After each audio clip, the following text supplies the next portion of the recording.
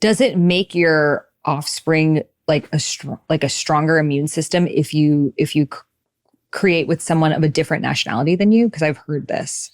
Yeah, so it's funny, someone said that to me the other day, and I said, well, it doesn't necessarily have to be to do with race, because like two Indian people, for example, could have very different gut microbiomes. However, your gut microbiome is very responsive to what you eat. So in terms of, all the things that I talk about, like manifestation and vision boards and stuff, people often ask me, what are like some of the quickest things that you could do to change your brain body system? And one of them is to change what you eat. In response to going from a junk food diet to a healthy diet, let's say as an extreme, your gut bacteria will start to change within days.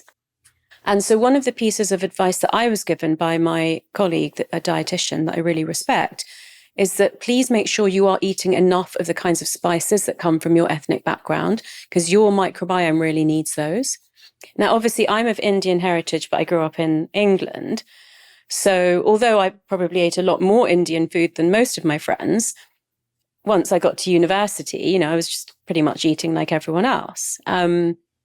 So I've really made an effort to go back to eating things that suit me. And on the other side of the coin, if you don't come from a country, let's say where coconuts grow, then taking coconut products could actually be like not good for your gut microbiome. So yeah, it's interesting, because if you are in a mixed race marriage, then you might have to think about, obviously for the children, it's good to give them what both your cultures would eat. But for you, it's interesting now to think you should probably be mindful of making sure that you're getting like food that's right for you, especially because in a household, you actually start to share your gut microbiome. Because if you think about it, you're sleeping together, eating together, sharing the same bathroom, having physical contact, kissing, having sex. And so there's a lot of transfer of bacteria from your skin, your mouth, etc. And what tends to happen is the person with the healthier microbiome will donate cells to the person with the less healthy microbiome. So making sure that everyone's is as good as possible is quite important. Yeah, that's so fascinating of the healthier person donates. So that's great that it rises rather than falls with the weakest. Yeah. Is often what happens in like other health things. So, and I totally agree with the ancestral diet of a friend of mine, her mom went macrobiotic and she's European. But after a few years, she started to have all these health issues because that's macrobiotic is a Japanese diet. It was vegetarian, and it was just she had these bone density issues because she was meant to really be eating meat. That was what was for her. So it's so fascinating. And I was like a raw vegan when I was in college. So I was just eating like raw foods and coconut. And that was horrible for me because my family's from Iran. It's definitely not, coconuts growing on the trees everywhere. But I think it's hard because then you move somewhere where we're exposed to all of these different foods, and certain foods are deemed as healthier. So to remember, even if it's just incorporating some spices, I think that's a really good idea. Yeah. And also just not doing anything too extreme. So yeah, I think balance and moderation are really important. And I've been saying that since I was a psychiatrist to my patients. And I feel like it's more important than ever because really since the pandemic, I think there's such a long tail of a mental health crisis that's coming from that. But excitingly, a really big field called nutritional psychiatry, which is how much you can use food to heal your definitely symptoms like anxiety and stress. I'm not saying that just food can heal major mental illnesses, but it certainly helps. Absolutely. They found that turmeric was as effective as many antidepressants. Saffron as well. Yeah, exactly. So it's so interesting. Okay, so I want to talk about when we are in relationship. They say that the butterflies or the sparks last anywhere between 6 months and 2 years.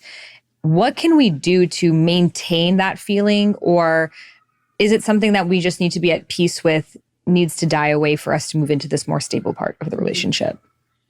I mean, I don't think it needs to die away, but I don't think it's the thing that keeps a relationship going for, and I don't even want to say forever because I'm not sure, I'm not an advocate of the fact that relationships must last forever.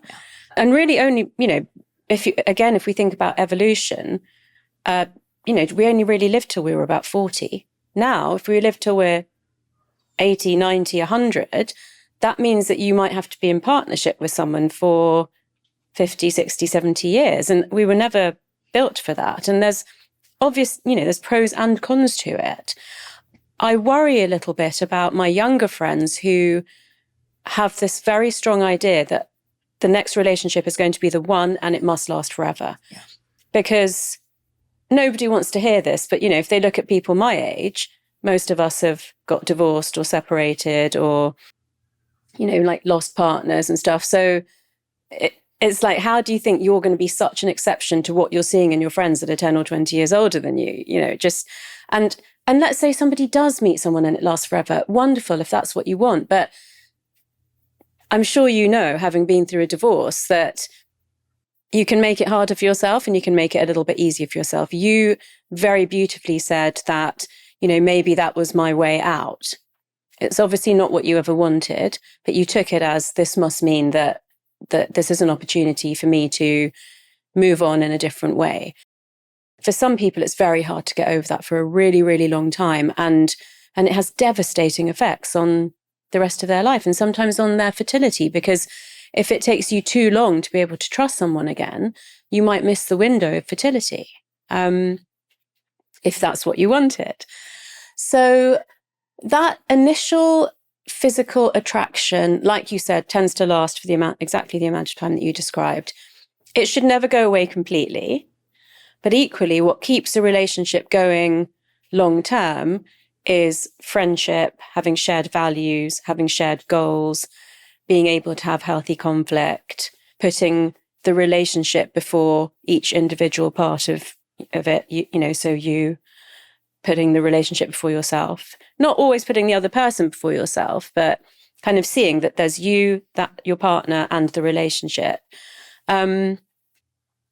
I would say those are the major things. And even I was thinking, when you were describing admiring people for their creative or musical ability, and then kind of like just wondering where that merges with then being very attracted to that person.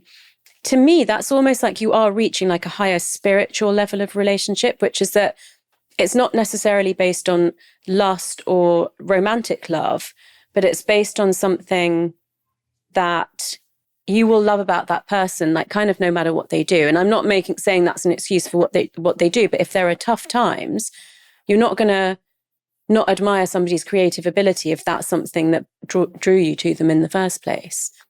But equally, to unpick that, having a very strong connection to someone doesn't always necessarily mean that it's romantic or sexual love. It can just be a very spiritual connection. Yeah, exactly. I think that sometimes it's to draw you somewhere that you wouldn't have on your own. I think love can make us do like crazy things, it can make us move countries and make radical life choices in a way that like almost nothing else can draw you. And then it's almost, I feel like the divine's like little breadcrumbs taking you to your dharma. And then once that lesson is learned, it's like, oh, okay, that specific relationship maybe is no longer needed, and it takes you on the next part of your journey. Yeah, and I think what happens in the acute phases of being divorced, and you're very much in the acute phases still, I can say looking back, is that you tend to think, that's it, I failed at that, I'm never going to find anything that good again. And only with the benefit of hindsight, you will see that thank goodness that ended, because what you get next is going to be so much better.